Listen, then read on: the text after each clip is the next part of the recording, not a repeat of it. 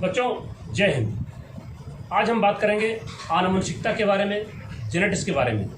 आनुवंशिकता का सिद्धांत किसने प्रतिपादित किया था, आनुवंशिकता का सिद्धांत क्या है और उसका हमारे जीवन में क्या महत्व है। आइए बात करें।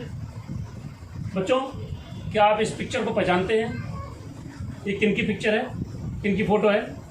ये पिक्चर है महान वैज्ञानिक ग्रेगर जोहान मेंडल साहब की, द फादर ऑफ जेनेटिक्स, आनुवंशिकता के जनक, जिन्होंने आनुवंशिकता का सिद्धांत लॉ ऑफ इनहेरिटेंस प्रतिपादित किया। इस पिक्चर को आप पहचानते हैं? यह है birth place of Gregor John Mendel. बच्चों, ग्रेगर जॉन मेंडल साहब का जन्म 20 जुलाई 1822 को ऑस्ट्रिया के हेजेनड्रॉफ नामक स्थान के सिलिसियन नामक एक छोटे से गांव में निर्धन जर्मन भाषाई गरीब किसान परिवार के घर हुआ। बचपन से ही मेंडल साहब जिज्ञासु प्रवृत्ति के थे और खेतों में काम करते समय अपने पिता से अक्सर प्रश्न पूछा करते थे। 8 वर्ष की अवस्था में वो एक अच्छे मधुमक्खी पालक हो गए थे। वो कीन ऑब्जर्वर भी थे। चूंकि प्रिंसिपल ऑफ इनहेरिटेंस प्रतिपादित करने वाले वैज्ञानिक ग्रेगर जॉन मेंडल साहब का जन्म इसी घर में हुआ था, अब इसे एक संग्रहालय में कन्वर्ट कर दिया गया है और इसे नाम दिया गया है gate to genetics, because the law of inheritance was proposed by Gregor John Mendel, and this is the birthplace of Mendel. In honor of Mendel, now this complete campus has been converted into a museum and named as Gate to Genetics, where Mendel born on 20th July 1822. Mendel साहब बचपन से काफ़ी curious थे और प्रारंभिक अध्ययन आर्थिक संकट में ही बीता। शुरुआती दौर में आर्थिक संकट से वो जूझते रहे, लेकिन हायर स्टडी के लिए उन्होंने at the age of 18 he started his higher study from philosophical institute of university of Olomouc. यहाँ से उन्होंने थियोरेटिकल फिलॉसफी और फिजिक्स का अध्ययन किया 3 वर्ष तक। फिजिक्स के अध्यापक फ्रेडरिक साहब ने मेंडल साहब को एक सलाह दी। सलाह ये थी कि उन्होंने उनसे कहा कि ब्रून शहर में जाकर के एक मठ में पादरी का पद रिक्त है और वहाँ पर एज ए मॉन्क वो ज्वाइन कर ले। Friedrich, physics teacher of Mendel, advised him to join the post of monk in Brno. इससे उनका आर्थिक संकट भी दूर हो जाएगा और वहाँ पर वो रह करके अपना शोध कार्य, रिसर्च वर्क भी करते रहेंगे। On August 7, 1847, Mendel joined the post of monk in Abbey. बच्चों, आज थोड़ी सी ये बात करें कि मेंडल साहब को ग्रेगर जोहान मेंडल क्यों कहा गया। 7 अगस्त 1847 में उन्होंने मॉन्क पोस्ट को प्राप्त किया। मॉन्क की तरह काम करने लगे as a father. Natural history society के द्वारा संचालित एक विद्यालय में वो अध्यापन कार्य भी करते थे।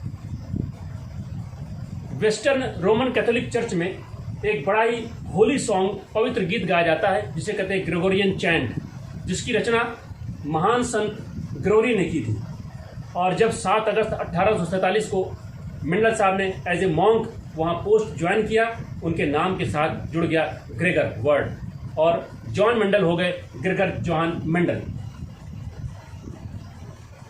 नैफ के जो अधिकारी थे, डायरेक्टर, उस मठ के जो मठाधीश थे, डायरेक्टर नैफ साहब ने मेंडल साहब के कार्यों से प्रभावित होकर 1854 में उन्हें उस मठ की लगभग 2 हेक्टेयर जमीन, 4.9 एकड़ जमीन प्रदान की, जिसे मेंडल साहब ने as a experimental garden develop किया। In 1854 Napp, the director of that abbey, उस मठाधीश के जो अधिकारी थे, provided a large piece of land about 2.0 hectare or 4.9 acre for the experimental purpose, and Mendel developed this land as a experimental garden. In 1856 1856 में Mendel ने उस जमीन पर 10,000 मटर के पौधों का रोपण किया। बच्चों, ये सामने आपको एक पिक्चर दिख रही है। इसमें जब मेंडल एज ए फादर हो गए उस वक्त की ये पिक्चर है, अर्थात मेंडल एक मॉन्क के पद पर कार्य करने के दौरान भी अध्यापन कार्य से लगे रहे। Since 1856 to 1863 he studied several generations of that pea plant considering 7 diagnostic features। 1856 से लेकर 1863 तक उन्होंने 10,000 मटर के पौधों के 7 लक्षणों को ध्यान में रखते हुए कई पीढ़ियों तक लगातार अध्ययन किया और अध्ययन से जो प्राप्त निष्कर्ष हुए उन आंकड़ों को उन्होंने प्रस्तुत किया। बच्चों देखें, ये उनकी हस्तलिखित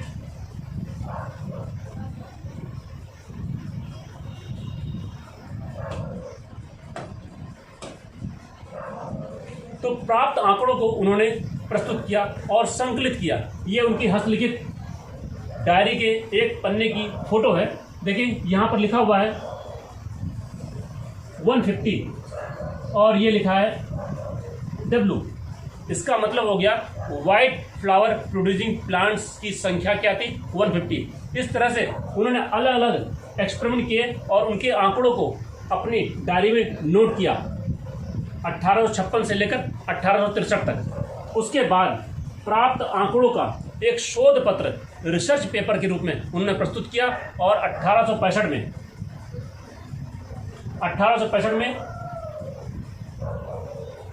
एक्सपेरिमेंट्स इन प्लांट हाइब्रिडाइजेशन इस शीर्षक के अंतर्गत उन्होंने शोध पत्र प्रस्तुत किया और दो बार 8 फरवरी 1865 और 8 मार्च 1865 इन 2 तिथियों पर मेंडल साहब ने अपने शोध पत्र नेचुरल हिस्ट्री सोसाइटी के समक्ष प्रस्तुत किए और 1866 में नेचुरल हिस्ट्री सोसाइटी के एनुअल प्रोसीडिंग में वार्षिक समारोह में जो मैगजीन थी उसमें उनके शोध पत्र को प्रकाशित कर दिया गया। इन 1866 Mendelian work was published in annual proceeding of natural history society. और बच्चों, ये उनके हस्तलिखित डायरी की एक छाया प्रति है जिसमें उन्होंने अपने पूरे रिसर्च पेपर को नोट किया है और यह प्रकाशित होने के बाद रिसर्च पेपर की छाया प्रति 1866 में यह पब्लिश हुआ और उसे फिर यूरोप और अमेरिकन देश के जितने भी लाइब्रेरीज, यूनिवर्सिटीज़, रिसर्च इंस्टीट्यूट, हर जगह उनके रिसर्च पत्र को डिस्ट्रीब्यूट कर दिया गया लोगों के पढ़ने के लिए। लेकिन बच्चों, उन्हें अपने जीवन काल में अपने कार्य का श्रेय नहीं प्राप्त हुआ। Mendel could not earn the credit of his work during his life period और इस तरह से 6 जनवरी 1884 में उनकी मृत्यु हो गई एंड डाइड ऑन जनवरी 6, 1884। उनकी मृत्यु के 16 वर्ष पश्चात और उनके कार्यों के 35 वर्ष पश्चात 3 महान वैज्ञानिक पहचानिए। Erich von Tschermak of Austria,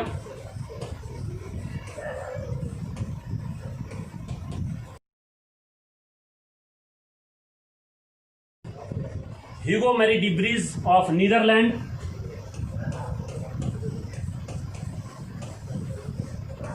and Carl Correns of Germany. 3 scientist, Erich von Tschermak of Austria, Hugo Marie de Vries of Netherland and Carl Correns from Germany. इन तीनों वैज्ञानिकों ने अपने अपने देश में रहते हुए रिसर्च वर्क किया और उसके निष्कर्षों को मेंडल के द्वारा प्राप्त निष्कर्षों से टैली कराई, रीइवेल्युएट किया और ये देखा the result obtained by these scientist was very much similar to the result obtained by the Mendel. इस तरह से मेंडल के द्वारा किए गए कार्यों से मिलते जुलते निष्कर्षों को प्राप्त करके इन 3 महान वैज्ञानिकों ने 1900 में मेंडल के कार्यों को पब्लिश किया और तब मेंडल के जो कार्य थे वो आ गए हमारे समक्ष लॉ ऑफ इनहेरिटेंस के रूप में। Gregor Johann Mendel is known as father of genetics, but dear student, do you know who is this? यह पिक्चर है पद्मश्री लालजी सिंह और यह है भारतीय आनुवंशिकता की जनक, फादर ऑफ इंडियन जेनेटिक्स। तो हम लोगों ने जाना father of genetics Gregor Johann Mendel and father of Indian genetics Lalji Singh. उन तीन महान वैज्ञानिकों Erich von Tschermak of Austria,